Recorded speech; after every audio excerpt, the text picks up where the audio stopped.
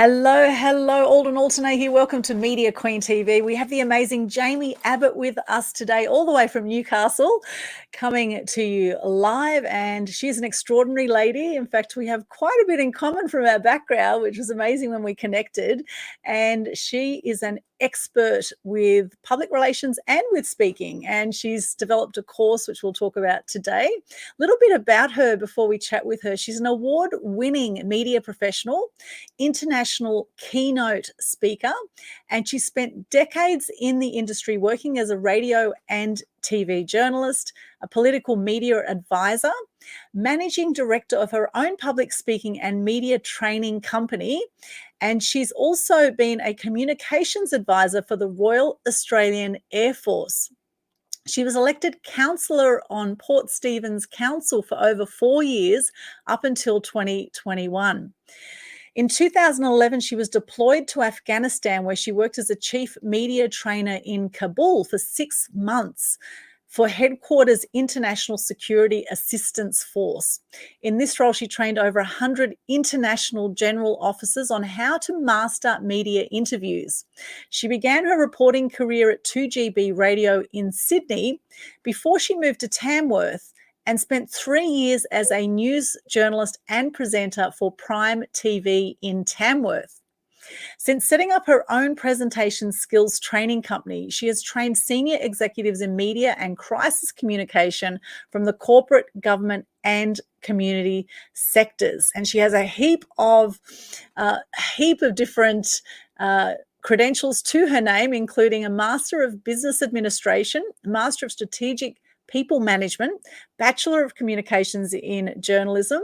She did a degree there at Charles Sturt University in Bathurst, graduate of the Company Directors course by the Australian Institute of Company Directors, and has a certificate in training and assessment. Plus, she's a mum of 2 beautiful boys. Oh my goodness, how do you do it all? Welcome, Jaimie. Thank you so much, Aldwyn. I feel like that was the longest bio in history to read out. When's it going to end? Look, thank it's you for having fantastic. me. It's really great to be here and great to have met you so recently as well. Yes, absolutely, Jaimie. It's so great to have you here. I know you're a wealth of knowledge, and it's so great to meet someone who's been through similar background with the PR world, and having worked as a journalist and now moving into speaking, which is really, really cool. And some of your experiences you were sharing were phenomenal. So I'm so excited to present this interview today, to have a chat with you about what you're up to and about some of your background. So firstly, how the hell do you manage all of that plus having 2 boys? What are your secrets to keeping sane with all that going on? Yeah, and the youngest just turned 2 and the oldest is 3. They're 18 months apart. So, just looking at the bags under my eyes, I don't get much sleep these days. But luckily, my other half is a stay-at-home dad, generally speaking, and and he's great with the kids. So it enables me to do what I love to do in presenting speaking courses and helping people. But you're right, we only met last week, and I was so excited to have met you, Aldwyn, because we do have similar backgrounds. And we were doing a sort of a business mentoring day on the day last week when we met, and it was fabulous to be connected with you. And here we are a week later doing a live all over the world. Yay, so exciting, Jaimie. Fantastic. So did you always have a fascination with the media from a young age, or how did you get into it in the beginning? Yeah, great question. I think I did. I remember growing up in primary school, and actually one memory in particular stands out to me. There was a car accident, like a minor car accident across the road from our bus stop. We were waiting to catch the bus after school one day. And I remember going over to the police and asking them all the questions about what had happened, who was at fault, and how did it happen, how did it start, what's happening now. And I remember going back and telling the group of kids and the teacher a couple of meters down the road what had happened, and say, this is what happened, this is what's happening now, and they're going to be okay. And I just love the feeling of knowing the information first and then reporting it. It was a very minor car accident, but I just love the feeling of just being the one who broke the news and just telling that story.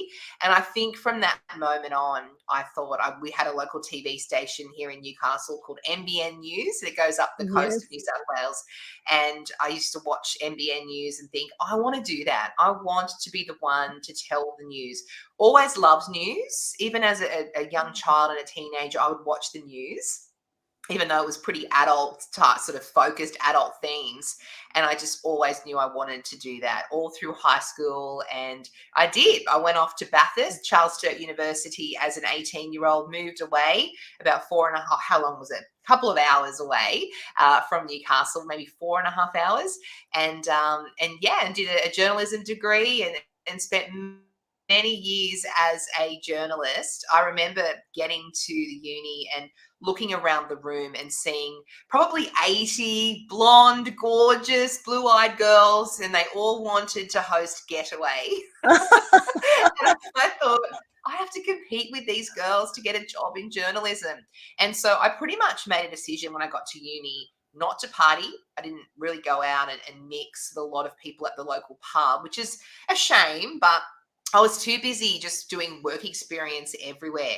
I would go down and stay in backpackers in Sydney and just do work experience at ABC, Channel 9, Channel 10, Today Tonight, where I did a little bit of research work while I was at uni because I just knew it was going to be so competitive and I wanted to have a job before I finished uni.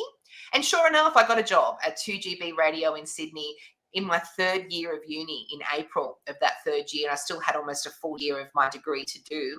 And I got a full-time job as a reporter. And so I finished my degree, just scraped in finishing it in that final year. So from April to December, I pretty much worked full-time as a reporter at 2GB Radio whilst finishing off my degree. Wow, amazing. Would you say you were ambitious as a young lady? Competitive. Is that the same thing? I mean, yeah, it was ambitious, but when I kind of got to uni, and not only were they blonde, beautiful girls, they were also very good at what they do. And a lot of them are now amazing journalists. And there was about 80 women and 5 blokes, I think, in our degree of Bachelor of Comms. But I just knew it was going to be really hard to compete with them because I wasn't a size 8, gorgeous little thing. And, I was entering the world of television. And even though I started in radio, I got into TV after that. And, it's a very superficial world. And I just thought, I've got to compete with these amazing women. They were really amazing, very intelligent as well. And so I just knew there wasn't a lot of jobs at the time. It was really competitive. And so that's why I took the job at 2GB. But my original job that I got whilst I was at uni actually was to read the news overnight on a Friday night from 9:30 p.m. I would get in there until 5:30 a.m. the next day. And I paid a friend of a friend of a friend $40 to crash on their couch on the Saturday during the day. I'd finish and get back in a town, little place called Brighton Le Sands in Sydney. And I would get back to this place about 6 a.m. on a Saturday morning. I would sleep all day and then I would do it again Saturday night, finish at 5:30 a.m. on the Sunday morning and then drive back to Bathurst. So I did that in the beginning, actually, until I think I got offered the full-time job a couple of months down the track. And it was really that final 6 months where I got to finish it via correspondence for my degree. One of the major subjects in that final 6 months was an internship.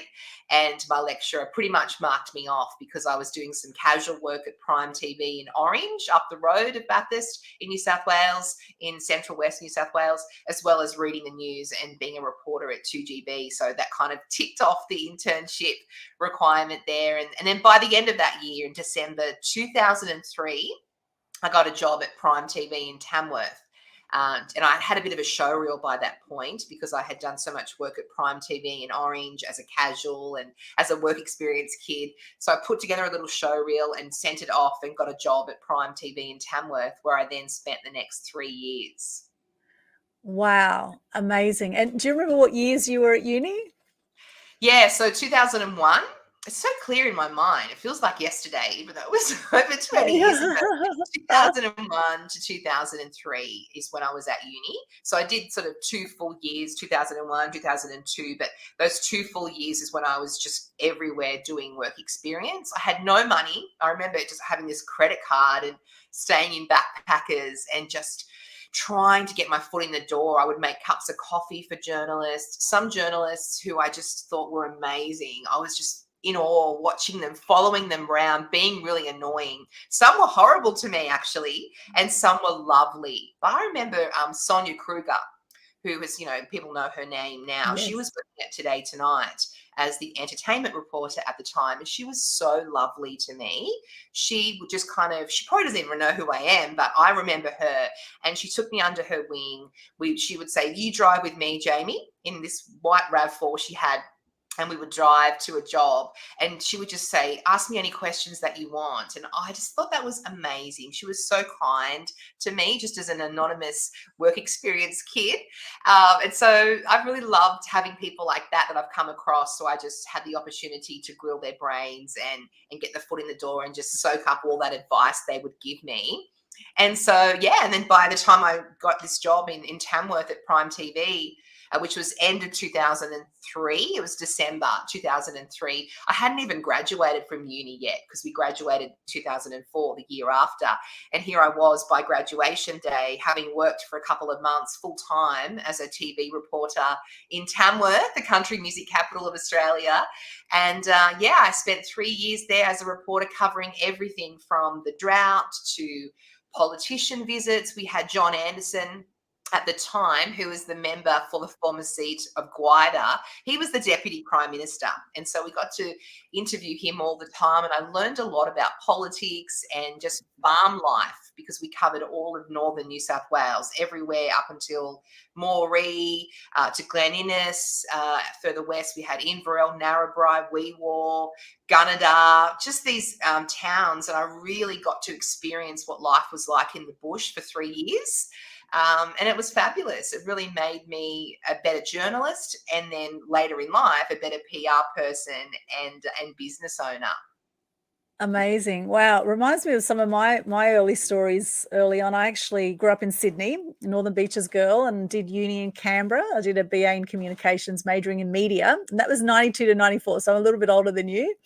And then from there, moved up to Brisbane. And I remember when I was working doing uni in Canberra, I actually edited the university newspaper, which had about 30 contributors. And every 2 weeks when we put this newspaper out, 24 to 48 page publication, I had a sleepless night every 2 weeks putting this publication out. It was massive. And so hearing you say you work till those early hours in the morning, the things we do as upcoming media people at the time wanting to get into the industry, it is very, very competitive. And I remember also at Canberra Uni, there were lots of young, pretty blonde ladies, and and I thought, I just thought, this is so superficial. How am I ever gonna make it in this industry? I'm not like them, et cetera, et cetera. However, there's room for lots of different personalities and lots of different people, and you don't have to look like the stereotypical size 8 model to be on TV, although it has definitely been very, very cutthroat for women in the industry. It's definitely been very male dominated industry. And I'm curious, with your background, how have you noticed changes in the media in that time? What have you noticed that has really shifted while you've been in the media? Yeah, really interesting. Great question.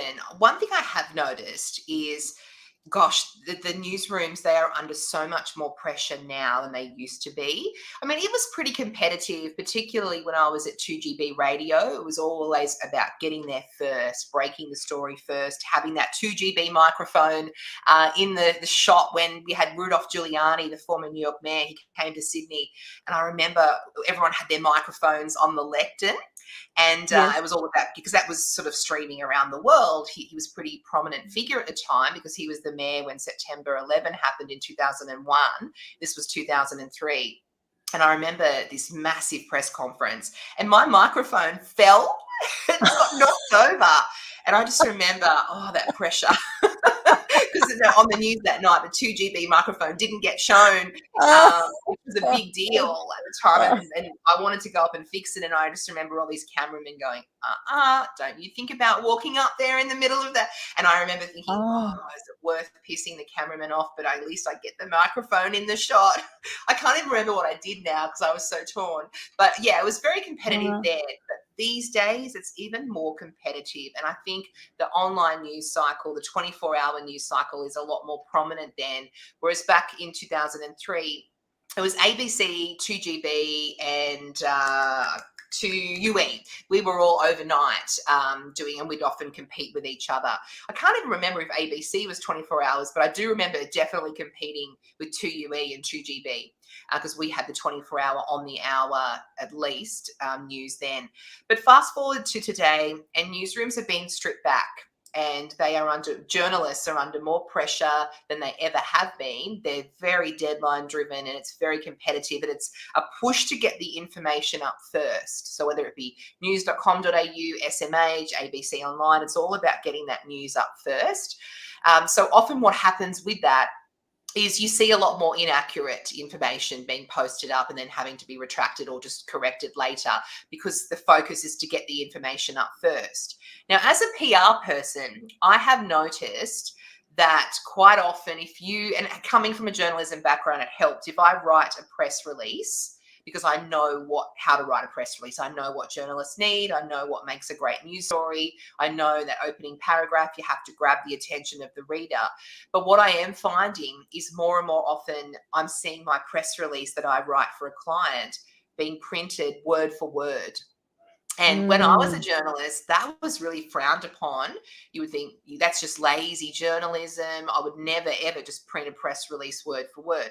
But nowadays, I think because they are under so much pressure, and if there's a perfectly well written, obviously I'm biased because I think my press releases are perfect, but if there's a perfectly written press release, it meets all the elements, there's not really as much shame in a journalist printing big slabs of a press release word for word. I mean, they would probably go, no, it's still bad journalism because they won't admit that. But if it's well written, and what's the point in reinventing the wheel? What's the point in rewriting it? If it's well written, fits their needs, they can put it into their story. They can certainly add to it and get their own quotes. But if you've included quotes in a press release that meets the mark, then why not print it word for word, particularly in this competitive world where it's all about getting the information up there first? Yes, totally. I agree with that 100%. That's definitely been happening with press releases I've sent out recently too, is that I've noticed, I've Googled the story and it's ended up on all these sites exactly word for word as I've written it. And that's the thing with both of us having been journalists, we know exactly how to write a story, and journalists can tell when they're receiving a press release from someone who knows what they're doing as opposed to someone who's maybe got an advertising background or more of a sales background. So And true. It's so true. yeah, and they're flat out. They're more understaffed than ever before. They do get cranky sometimes. You mentioned that some journalists were not so nice, and I've certainly had that experience as well. And then some are really lovely. And someone I remember from my early days when I did some work experience at ABC TV in Brisbane was Lee Sales. Lee Sales was a reporter back then, and she was actually really lovely. And Lee actually recently left 7:30 on ABC Nightly Current Affairs. She actually stepped down just in June from that role.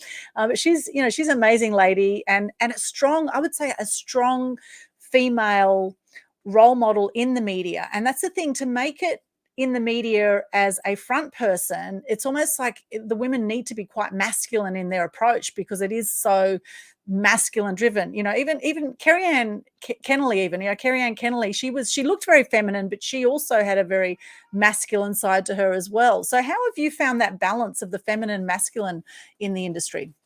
Yeah, that's a really great question. For me, I have always worked in newsrooms, so 2GB and Prime TV specifically, that was kind of female focused. I think I had a male news director at 2GB, but most of us were, oh, can you still see me? I think I've just gone off the screen. There I am again. Most of us were females actually working in that newsroom.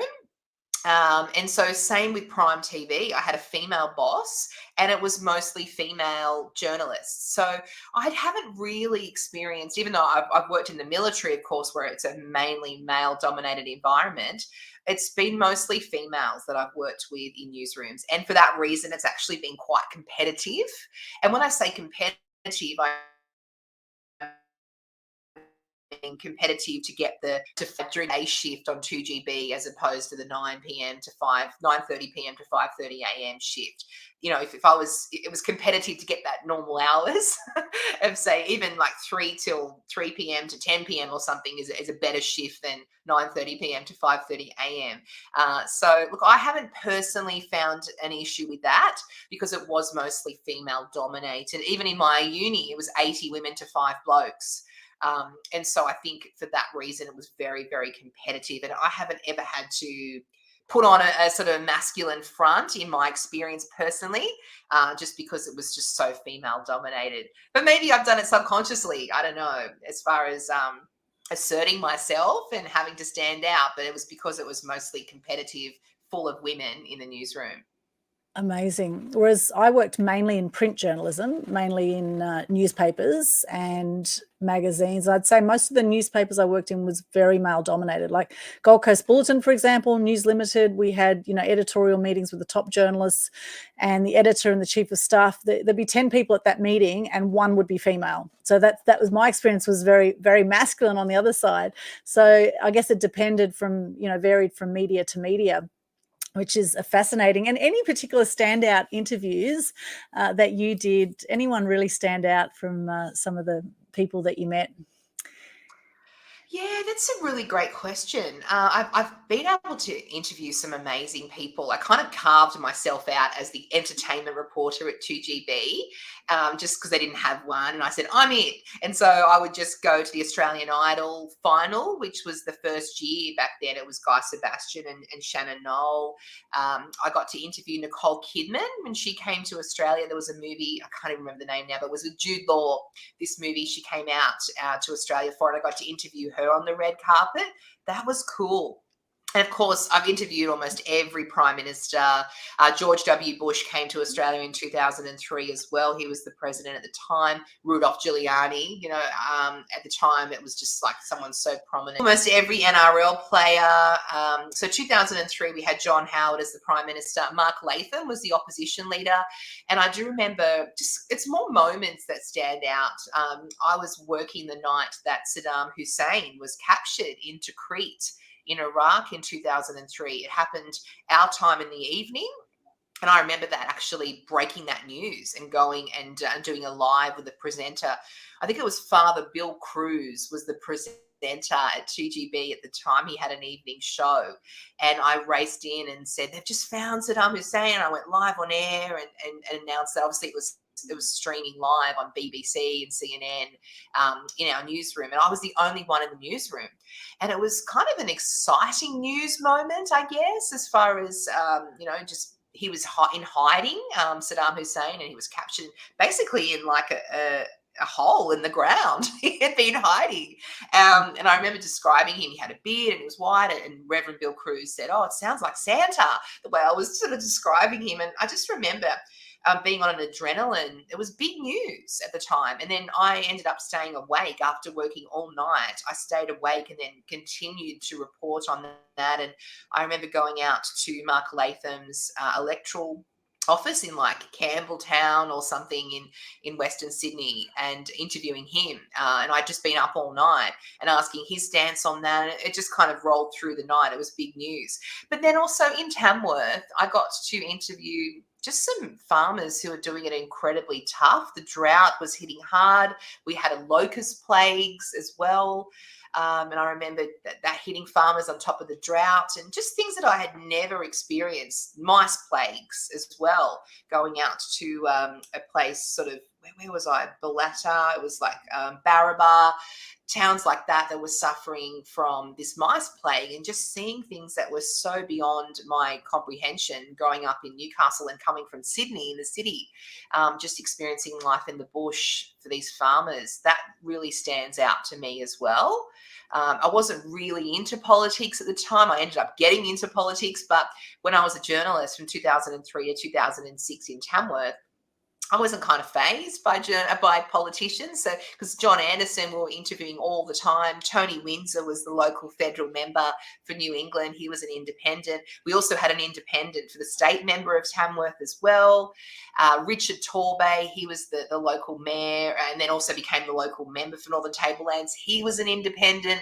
But yeah, it was kind of just like, I'm interested. I didn't even really understand politics and how it works. So I got to understand it from being a journalist and reporting on all different sides. And it was cool. This is probably the first time I'm reliving those years and what it was like. And I was naive. I didn't even really understand what a shadow minister was. Because I got this job. I hadn't even graduated from uni. I was so new and fresh to the world. And yeah, it was a real crash course in life, from farming to politics to all things in between. I really got to develop my own knowledge about the world from those 3 years in Tamworth. Amazing. And what was it like working with the Royal Australian Air Force as a advisor there? Yeah, well, I'm actually still in the Air Force Reserves. I hold the rank of Wing Commander now, but that was pretty cool. So I was working. I left Tamworth and I went to work for a politician, a federal MP, in the 2007 election year. That's when John Howard lost. That was the year of work choices, and I was working for this federal MP here in the Hunter region, who was also a parliamentary secretary. So it was kind of a junior minister. We had a couple of portfolio responsibilities, and that was cool. But during that year, of course, we lost the election. John Howard lost to Kevin Rudd. It was the Kevin 07 year. And I had joined the Air Force Reserves that year. Just in my head, I thought, because you kind of think you're going to win. So I thought John Howard will get re-elected and I'll just do the reserves thing on the side. But of course, it didn't work out that way. And I ended up sort of jumping ship after the election completely and joined the Air Force full time. So I was still a reservist, but they put me on a full-time contract for a couple of years, and that was cool. I got to go overseas and pretty much immediately to Malaysia, and I traveled the world. When I was working there full-time, I got to go to, of course, we'll talk about Afghanistan in a moment, but I was there for 6 months. But I also got to do a lot of military exercises in Malaysia, Philippines, Hawaii, Alaska, Guam. Philippines. I got some really cool gigs, and then I also got to go to Canada, the States many times, and then the Middle East. And I did a 6-month deployment to Afghanistan. So I've been in there since the end of 2007. So almost 15 years I've been a reservist. And it was just an amazing experience, especially pre-kids. I didn't have any kids, so I could travel the world for weeks on end. Several times a year I was going overseas and all over Australia. I had never been to Darwin before. I was going to Darwin 4 times a year. I would be in Adelaide sort of 8 to 10 times a year as well, and got to see Australia. I went over to WA and helped to cover the disappearance of MH370 aircraft, and because our search was kind of all centred on RAF Base Pearce at the time, which is in Perth. And got to manage, we had like all the media from all over the world basically camping on site at the RAF base, and we were doing these searches every day. The search also then moved up north to Exmouth, so RAF base Learmonth, which is kind of a bare base, which was activated for the search. And I got to work out of there for a couple of months in the Exmouth, very remote. So that was amazing as well. Obviously, we were there for quite a sad reason because, the aircraft had disappeared and family were just searching for answers. It was a terrible time for them. But logistically, it was a huge challenge from a media perspective. I've never, ever, to this day, I've never dealt with that amount of media. And actually what happened was all the media were at the actual entrance to RAF Base Pearce. And it was on this really dangerous stretch of highway where people were traveling 80 k's an hour past the entrance of the RAF base. And we had cameramen just spilling out onto the highway. And so a decision was made quite quickly to bring them onto the base. And they literally set up camp. Like we had CNN operating out of a caravan, BBC, and they were just so hungry for news and updates. And every time the AP3C Orion crew would come back off a search, these pilots were having to do press conferences after being out for like 8 hours longer searching, and then having to land and then basically say they hadn't found anything. and we were trying to do press conferences just to say they hadn't found anything, and just being, updating the media, and the media were just trying to come up with all sorts of angles. We ended up doing media flights where we got media on board the AP3C Orion, and they got to cover the search from there as well. But yeah, I just remember this one day having literally over 100 media on the tarmac. I counted them. There was like 140 or something media. I've never seen that amount of media in one place, and I never will again. Personally, I'm sure there are big events that warrant such a thing, but I just had never seen that amount of media, just such huge interest around the world. We had Malaysian media, American, British, just media had come from all over to cover that particular search, which still to this day, we haven't really found out what happened there. But yeah, it was really intense experience. But I look back at my Air Force career, and it was just amazing. The things I got to see and experience and travel the world, and people I got to meet was just incredible. Amazing, amazing. I remember when I was at the Queensland Times in Ipswich, I would actually cover the RAF rounds for Amberley, believe it or not. So Amberley was our local there, and we always reported stories about that. So another similarity we have, Jaimie, amazing. And from there to then be a counsellor for Port Stephens Council, how did you find that? That's such an amazing history you have. Yeah, so I mentioned, like, I didn't grow up in a political family or anything like that. We weren't sort of raised in a Labor family, Greens family, Liberal family, or anything like that. So I had no exposure to politics. But when I worked for the federal MP in 2007, that was a massive crash course. I'd worked as a journalist, of course, for 3 years prior to that. But 2007, whilst the politician I worked for was also a parliamentary secretary for industry, tourism and resources, and we got to have some pretty cool trips around Australia covering that responsibility, he was also a local MP. And I remember one day, it was just so cool. We got to drive up to a little town called Gloucester in the sort of Upper Hunter, and that was part of his electorate at the time, and we were giving a $400 check to this local historical society so they could buy a new coffee urn for their volunteers. And we had this giant novelty check, which we would rub off, the texter and write in, $400 from the Australian government. And I just remember seeing the difference this made to their life, how happy they were to get this. It was like a little community grant, and $400, and they were just like ecstatic. And I thought, this is so like meaningful. And I thought, I want to do this. I want to get involved in politics and just make a difference to people's life. And I sort of parked that, and then because I joined the Air Force after that. But it was then 2012, I had come back from Afghanistan. I spent 6 months there, and literally the day I got back, I think I was on Sydney Harbour. I hadn't even got back to Newcastle yet. I had spent a few days with my family in Sydney. And I thought, I want to run for politics. And so I sent a text to my old boss, and I said, look, I would love to do this. And he said, let's do it. And the next thing, I joined the Liberal Party in Newcastle, strong Labor town. In fact, I think Newcastle is the only seat in history that's always been held by Labor since Federation, and it still is. And I don't know if it'll ever change because it's a very strong Labor area. But I ran, and it was an 18-month campaign, and it was just, amazing. So when you're a candidate for any political party, you don't get paid at all. It's, all voluntary, and people don't realize that people sacrifice a lot, no matter what political party you're running for. You go to every event out of your own pocket, you take time off work, it's all voluntary, and it's a lot of sacrifice. But it was fun. Didn't win, of course, but it was a great experience. So I had an 18-month campaign and got to meet a lot of people along the way and really get an inkling into that. And then I ran again in 2019, so several years later, as a state candidate in the seat of Port Stephens, where I live. I live in Nelson Bay.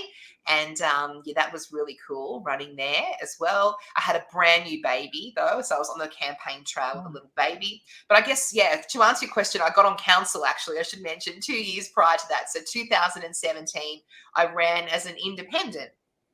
even though I had that background as a Liberal Party member at the time. The Liberal Party weren't running candidates. So I just ran as an independent, as me, and got onto Port Stephens Council as an independent. And I spent 4 years, just over 4 years, 4 years and 3 months as a local councillor in my area of Nelson Bay. So I did run for the state campaign in 2019, right in the middle of that experience.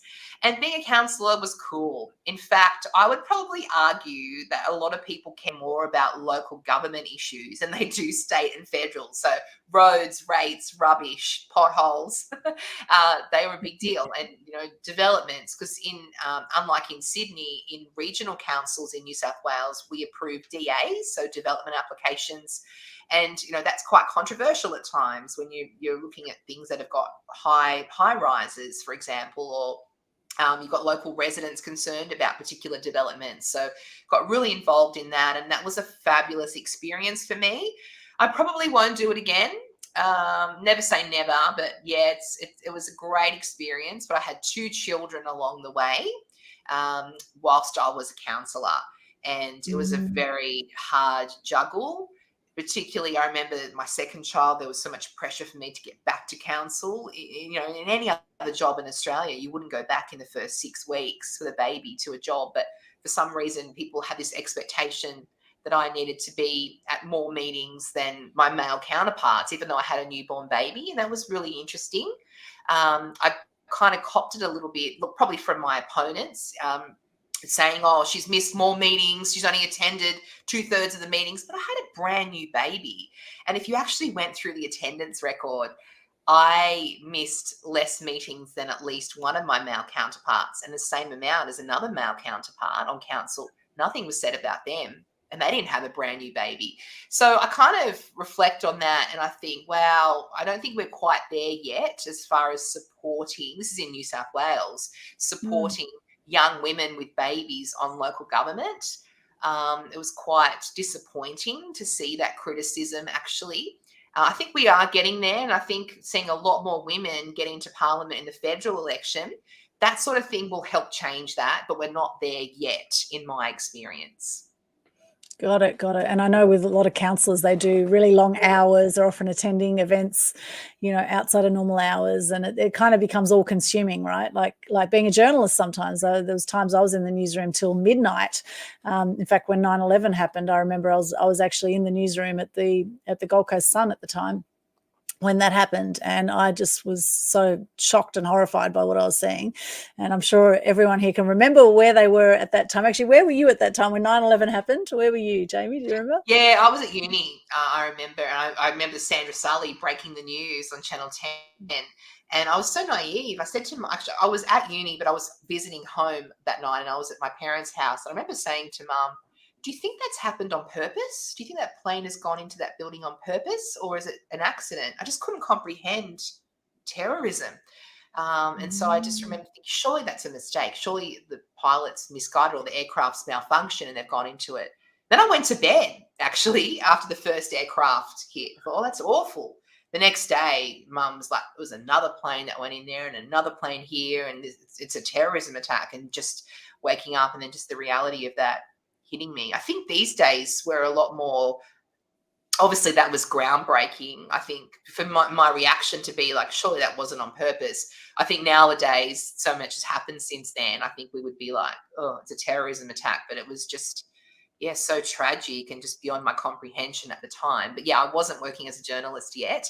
And I can imagine like what would have been like to be in the newsroom at that time. Absolutely. I think a lot of people were in shock over that one. And from there now, public speaking is now your thing. So how did you make that transition? Yeah, so when I was in Afghanistan, I was there for 6 months. I set up the very first media training package. And actually, so how that came about, I got to Afghanistan and there was about 30 other reservists, 28 from America, 1 Canadian and me. And we all had very similar backgrounds. We were all journalists, or there was a famous TV chef who was also in the Navy Reserves. There was a guy who was a producer of American Horror Story. He was also in the Navy Reserves, that TV show that was on. And I thought, well, what's my point of difference? What am I going to add here? We're all like media escorts and PR people, essentially. So I went to the Navy Admiral and I said, I want to create a media training package. We aren't quite cutting through with our media spokespersons. And so I did. I created a package, which I ended up rolling out over the 6 months that I was there, one-on-one to over 100 general officers, as you said in my intro, from all over the world, from 17 different countries to be exact. And we had a little TV studio there, and 3 times a day I would deliver this package. And so I loved that, training people who, some of these military officers were quite senior and really counterinsurgency experts, but they weren't very good public speakers. And so I loved teaching them how to handle unwanted questions, how to stick to their message, and how to basically feel confident in front of an international press conference audience. And when I came back, obviously I ran for politics and I was a spokesperson myself. And I made a lot of mistakes along the way. And every time I did, so I thought I didn't quite master my message there, or I didn't handle that question very well. I could have answered it better. I bottled up all these lessons learned. And I thought, I'm going to share this information when this is all over and help people how not to make those mistakes that I did. And so I set up a media training package, a media training company straight after the federal election in 2013. And set out, and I pretty much got pulled back into PR after I set that up. But I think that was 9 years ago now I did that company set up. And I think I just kept wanting to do public speaking training. And it was actually Dale Beaumont that I sat down with. I was doing his program, Business Blueprint, and I had a one-on-one with him. And I said, I've got this public speaking and I've got PR. I'm so torn. And he said, choose one. And public speaking is obviously what you're passionate about. You've got all these lessons learned from Afghanistan and from politics. Just focus on that. And so that was a kind of a really momentous occasion where I still have my PR clients on retainer, but I'm not really interested in getting new PR business. For me, public speaking was where I was passionate about helping people, seeing that transformation. And so that's pretty much what I've focused on ever since. And I'm also a speaker. So I get paid to go up and speak to all different audiences. And it was actually last year that I was so busy. So I ended up getting off council, but my partner ran for council instead and he got elected. But we were so busy because we had the election in December for council. I had a lot of client work on my plate. And I had a speaking request to speak to 50 staff managers, an intensive training session. And I just could not fit it in, or when I had no time. So I ended up just giving them a quote, which was it was about 6 times the amount I normally would quote someone because I just didn't have time. And I thought that's going to be out of their budget, so they'll say no. They said yes pretty much 45 minutes later to my what I thought was an expensive quote. And I thought, wow. And that was a real turning point. We're talking only 6 months ago. I realized that I had been undercharging for many years. And B, I'd been giving people advice about how much to charge. And I'd been saying for them to underquote. And so what was born was this course, Paid to Speak, where I thought, I want to teach people how they can become a paid speaker. Because what was happening, I'm doing all these speaking gigs and I'll get off the stage and the organizer would say, do you know anyone else? Do you know anyone else that we could get as a speaker? And I'm not interested in being an agent. It's just not what I'm passionate about. There are speaker bureaus out there who do a great job, and that's what I teach as well, how to approach speaker bureaus. And I thought, I should bottle all this up and teach people how they can become a paid speaker, what topics sell, how to get the contacts to reach out and pitch yourself, how much to charge, what to do if you want to do a free gig, what to ask for in exchange, all this sort of stuff. So I've now bottled it all up. It's taken me pretty much 5 months to put all the content together, and it's launching in the next couple of days, which is the course, and it's called Paid to Speak. Fantastic. That's brilliant. And for anyone who's interested in that, we'll pop a link into the comments soon. So a few tips on how to speak effectively and how to be a highly paid speaker. What are some tips you've got for people? And obviously, if people want more information, go to the course and we'll give you a little taste today. So you get an experience of this. Thanks, Jaimie. Yeah, absolutely. So look, gosh, how long have we got? I could talk all day about this. So I might just give you some quick wins.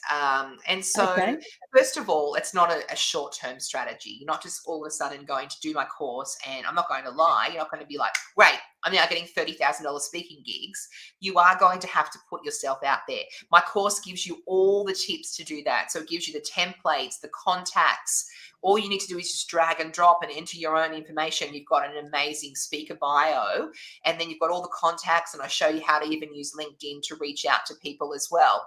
But there are some low-hanging fruit that you can just start to get some speaking gigs. And in the beginning, you may just want to take on anything you can to start getting your show reel together and getting the social proof and the testimonials together as well. But there's a couple of things you can do. You can go onto Instagram or Facebook, for example, and search some hashtags, speakers wanted or call for speakers. And you will see so many events, including virtual online events in Canada, UK, Middle East, who are looking for speakers for their event. And that could be anything from health speakers to journalists, to communication experts, to leadership experts, tech experts, all different things. You can also go onto Google and write call for speakers 2022, call for speakers Australia, and you will be surprised what comes back. So many opportunities where they are literally calling out for speakers, paid speakers, voluntary speakers in exchange for you being able to sell from stage. And so that's another option for many people. I had a butcher who signed up to my wait list for my course. The wait list opens on Saturday.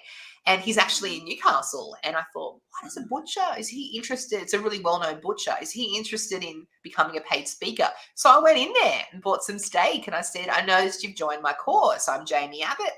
And he said, yeah, look, I don't want to be a paid speaker, but I want to use speaking to sell more meat.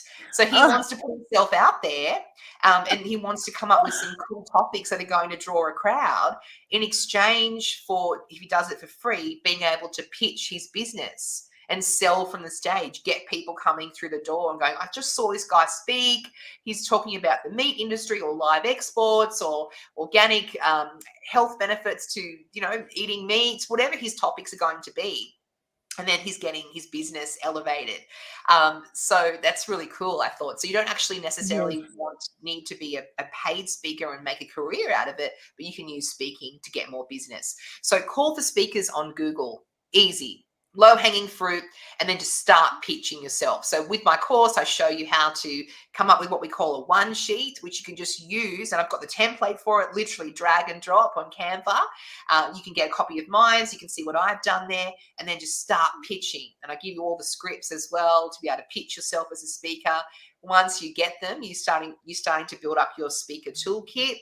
And then you've got a show reel on your website. Start putting the word speaker on all your bios, your LinkedIn profile, your Instagram profile, so people know that you are available to speak.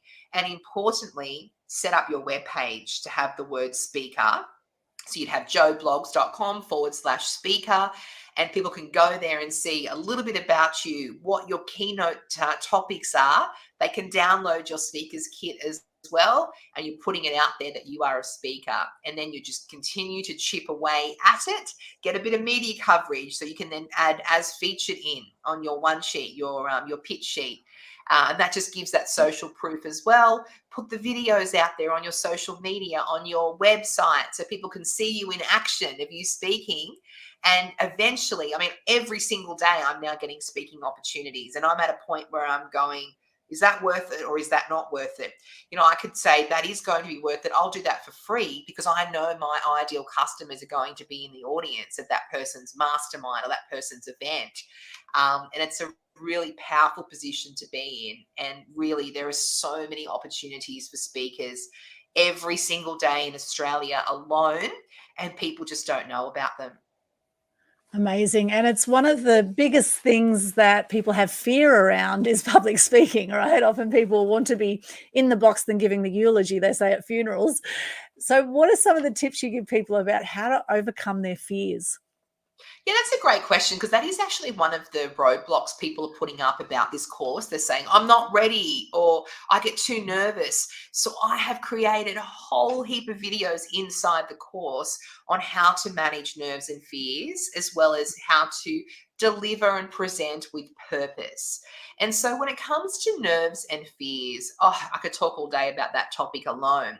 There are so many reasons why people get nervous, and it's fear of rejection, fear of expectations, fear of running out of time, fear of forgetting my words and stumbling and having sort of a completely lost my train of thought type moment.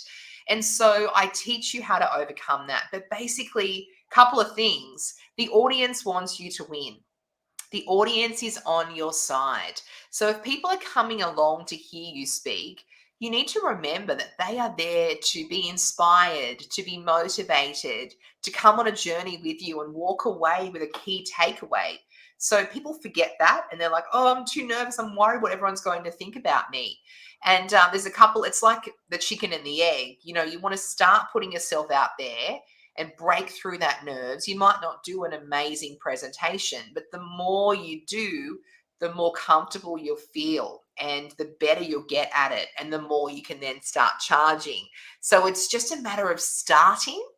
And then each time, like what I did, I would bottle up those lessons learned and think, okay, I had a moment there where I forgot what I was saying, or I had a moment there where I could have answered that question better or come back to my key message. And the more you do that and you take on those lessons learned, the better you're going to get. No one is born an amazing speaker. You learn this by doing it and just really improving each time. So my course includes a whole stack. I think there's like 16 videos in there about presenting with purpose and how to master your message and how to get rid of those nerves and fears. And really, practice and rehearsal is just the number one tip I give people. Having a plan. So planning out, what am I trying to get people to think, feel, or do? Therefore, what do I need to say to achieve that aim? And it's just all about presenting with purpose and entertaining our audience. Love it. Now, the last 2 years, we've obviously been doing a lot online. People are getting very zoomed out with events, etc. Now we're starting to come back to more offline events, which is fantastic. So with the speaking gigs that you're noticing lately, are you seeing that there are a lot more opportunities with the offline speaking gigs, or are there still great paid speaking gig opportunities with online events?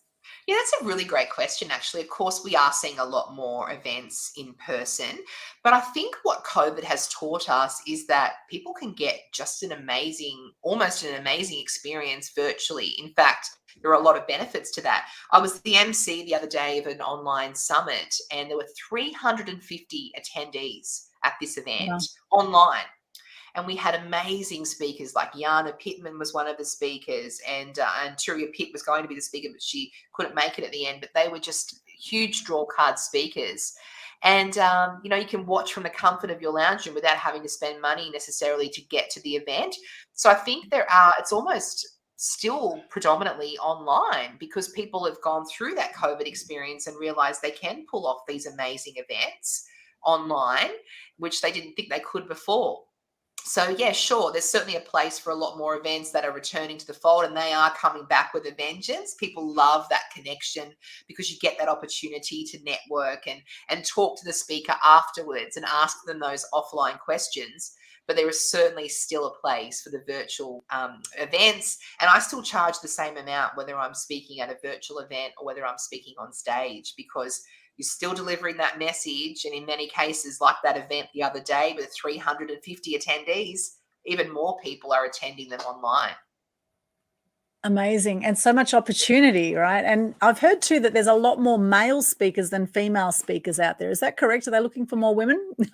That's a great question because I set out my business from the start to target women. Like, I love working with women. I love helping them because often, just generally, we don't back ourselves as much as what men do. It's like, Yes. just a side note, because I've been working with some clients lately, and they'll say that if they see a job ad and there's 10 selection criteria, they think, oh, I can't do 8, 9, and 10, so I won't apply. But a man will come along and think, oh, yeah, I can do 1, 2, and 3. I'll apply for that. So they put themselves out there more. But women think, oh, it's a bit of imposter syndrome. I'm not good enough. And so I actually would love to work with women, but 90% of my clients are male. It's really interesting. I don't know why it Mm. is. Even though when I try and target my content and my sales pages to women, I make it look pretty, I still get mostly men one-on-one clients. And then when I have the male client, we're sitting down and we're doing the one-on-one session, I say to them, you know that there are all these speaking gigs out there, like, and I give them the contacts, I give them the procedure, and I say, these government departments or these corporate departments are crying out for speakers for their leadership or their management annual strategy day. And they get really excited by that. And then they start putting themselves out there, even though they may not be even ready. They're like, oh, well, if I get the gig, I'll develop a speaking topic for them. So I think, yeah, there are certainly opportunities, but men do put themselves out there more than what women do generally. So it's really interesting. But once men know about the opportunities, they go for it, whereas women tend to hold back. And that's what I really want to break down, is that there are opportunities out there. People just don't know about you. So put yourself out there, pitch yourself, and you'll be amazed. And once you start getting these speaking gigs, you won't look back. Amazing. And any particular topics are hot at the moment? What do you recommend? Yeah, so there are certainly lots of topics that people will pay for, including in the leadership space: how to empower your teams, how to overcome self-doubt, imposter syndrome, how to back yourself. People love that at the moment, and companies will invest in that sort of training and that sort of speaker to empower their workers to perform, just become the best they can be, to actually, set them up for success. So sales teams, they will pay to improve in people like me, confidence sort of speakers, public speakers, teaching people how to get their message across to the client. People love that. There's also technology space. People love a bit of technology, what's going on in the future. Futuristic, generally overarching, is a huge draw card. If you can provide some sort of inkling into the future, a prediction about what's coming in your industry, people love that. They love some sort of predictor and thinking, this is what's the next 5 years is going to bring. This is really cool. So if you think about your niche area and think, can I predict the future? Can I give an inkling into what's going to happen? If you can do that, that's a hot topic. And then also what's a hot topic is the mental health space. Mental health companies are investing a lot of money in that. We now know people's mental health. If you're suffering mental health, and so many of us are at some point in our lives, the stats are really quite high about how many people have actually been touched by mental health or been affected by mental health at some point in their career. And so companies are investing in that to really tackle that issue and make sure our people's mental health is healthy. And how we can overcome that. Are you okay day? All that sort of thing. If you identify someone who is really struggling, and people are all the time, how you can help get them out of that, what kind of support there is for them. And so mental health speakers, it might not necessarily be a deep, obvious mental health speaker, but it might be overcoming any sort of feelings of self-doubt and how to get yourself out of that. That's another hot topic as well. Fantastic. There's some great ones there. Absolutely love it. And of course, mental health is something I'm very passionate about with the Global Good News Challenge that I've set up and a Good News Day. And, I've had depression. In fact, the stats are about 1 in 3 people in Australia have depression or have had depression. Not everyone will own up about it, but it's a very, very common thing. And since COVID, we've actually had 4 times the suicide rates than before COVID. So the stats were before COVID about 1 million people a year were taking their own lives. Now it's 4 times that. So it's a very, very important area to address, because a lot of people just not coping with what's been happening in the media and what they're seeing around. And I always say, despite all of that, there is so much we can be grateful for. And if we can just come back to gratitude and look at the things that we can control in our lives and shift our energy, we can shift our whole experience of life. And it's unfortunate that a lot of people are feeling very depressed and are feeling like there's nothing worth living for anymore because of what has been happening in the last few years. And, things like floods haven't helped. We've had a lot of rain here on the Gold Coast lately. It's been quite depressing with that, although thankfully the sun is out today. These things, we can't control the weather. Right? Some people say you can control the weather. Well, that's a whole other story. However, really our mental health is huge, and how we think our state of mind also in attracting these amazing gigs. How important has that been for you to actually, lift your energy and to keep positive regardless of all the negativity that happens around, particularly coming from that media background where there is so much negativity in the mainstream media? How have you found that you've kept on top of things and kept positive despite all that? Yeah, that's a really great question, because I certainly think I just saw one of the comments then. Someone has said, "Good morning, I've done depression well in the past." Yeah, I think we all know Yes. someone, or it's affected us as well. So thanks for that comment, Colette. Yeah, look, it's hard. It's a hard challenge, and I think I was glued to the news, particularly in 2020 when COVID first hit. I remember the premiers just every day doing these, and even last year as well with the Delta strain coming. It was just, I think it was 11 a.m. every day. You listened with, real close intent for the Premier's update in New South Wales alone.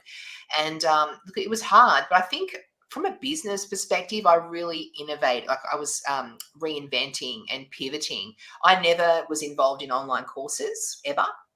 And then through COVID, 12 months ago, I just went, I'm going to go online, do everything online. So I set up a mastermind online. I did my courses online, and it just gave me something to focus on. And as a result, my business just boomed because I pivoted. So I had something to focus on when we were all in lockdown, in being able to reach people. And I think Zoom and Teams and StreamYard, these types of sort of software platforms have really helped boost morale in really connecting us to the outside world in what was such a really sad time. There were so many deaths with lockdowns, people's businesses were being challenged.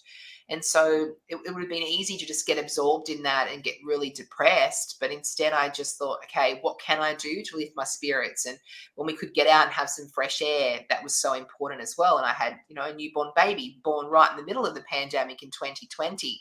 And that was hard. No visitors allowed in the hospital at all. And even my partner wasn't even allowed to come back after a certain time. I think after 5 p.m. If he wasn't in looking after our toddler, he couldn't come back. So it was quite an isolating time having a newborn baby as well, and not being able to get out the house and take him out and do things that you normally would be able to.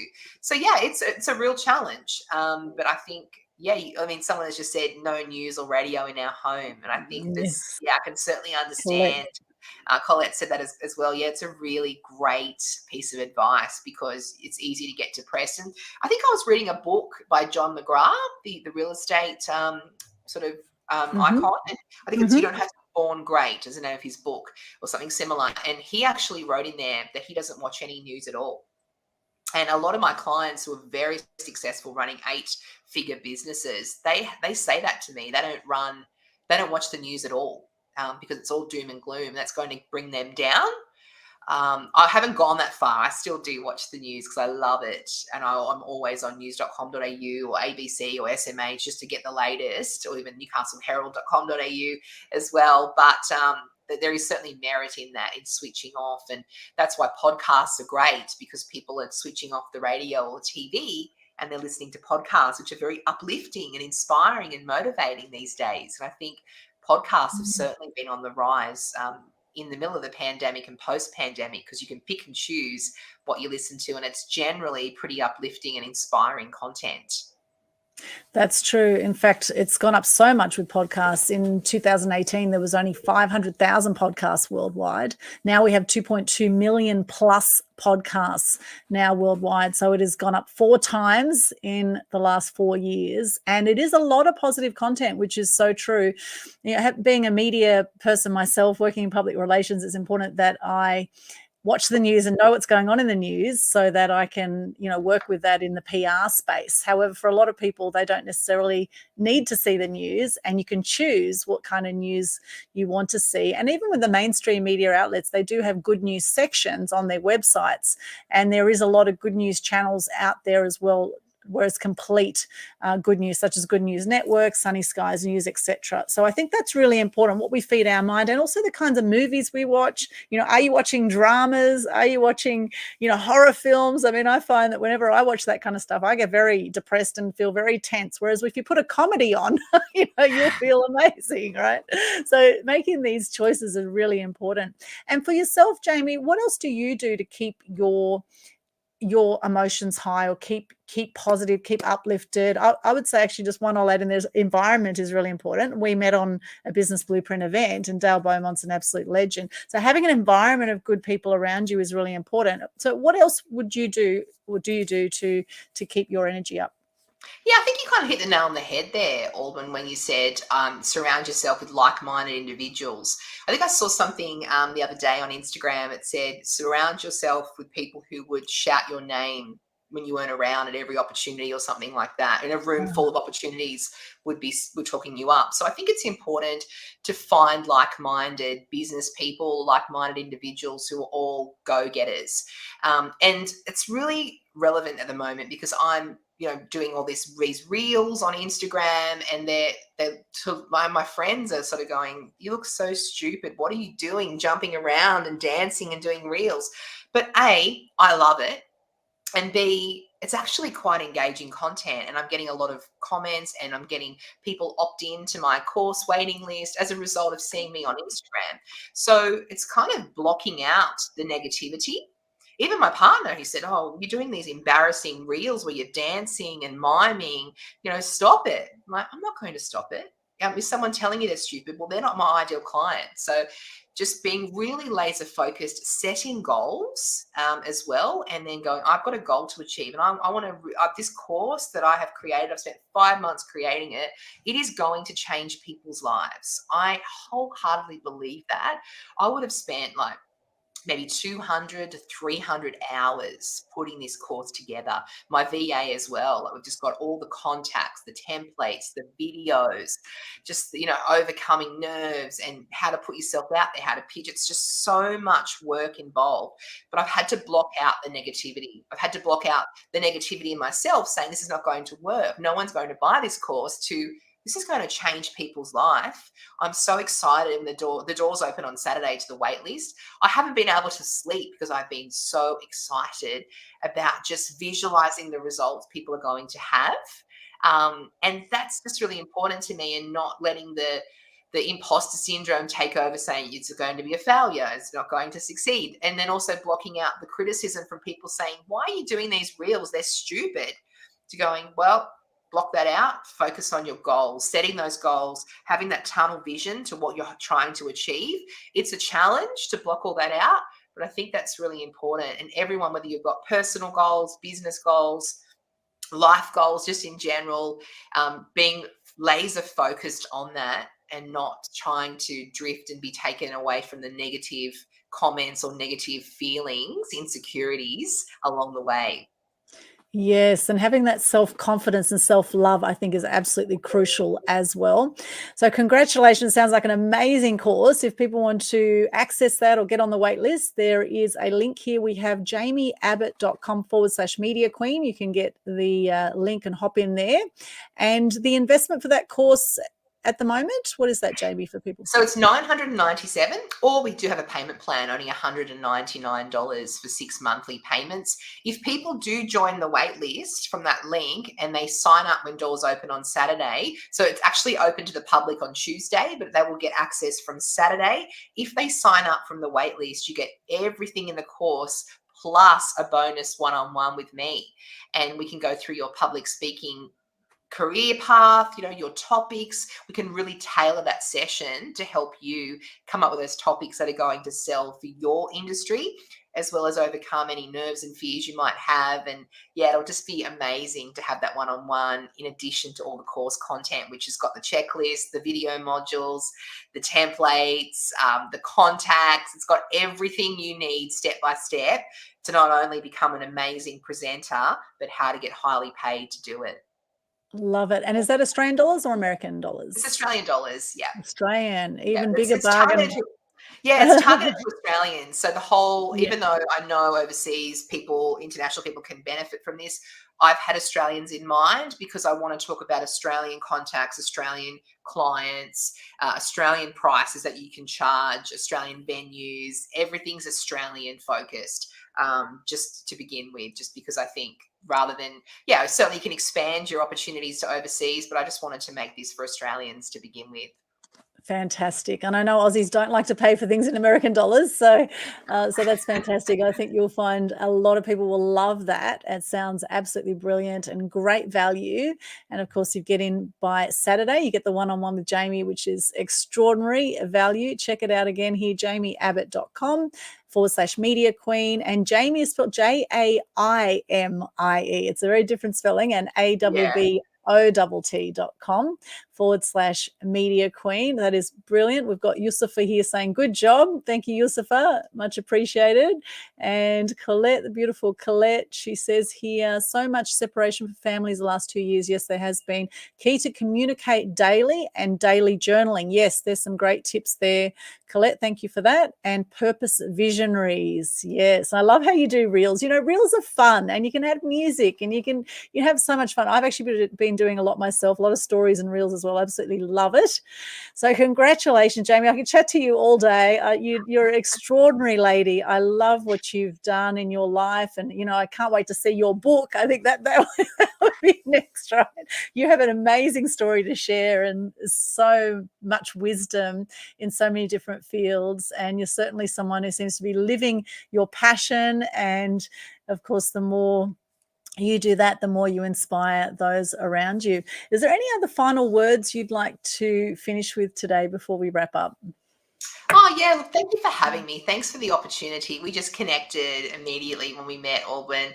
We had a one-on-one session, really, because it was a full day of mentoring. And in your session, it was just meant to be. You're the only one who dropped in.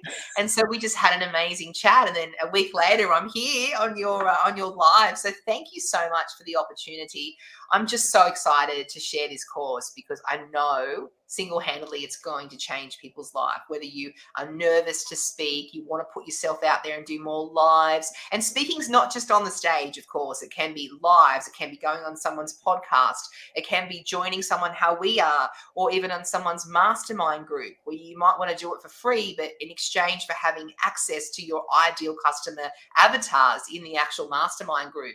And so I'm so excited to see the transformation and just the results people are going to get from this course, Paid to Speak, because it really is my baby. And thank you for the opportunity to talk about it today. I'm really grateful. Oh, thank you, Jaimie. It's been amazing chatting with you. Love your work, and congratulations on the course. I am sure it's going to be a huge success. And for those who want to improve your public speaking or get paid to speak, maybe you've been doing a lot of free gigs. I know I have been lately doing a lot of free gigs.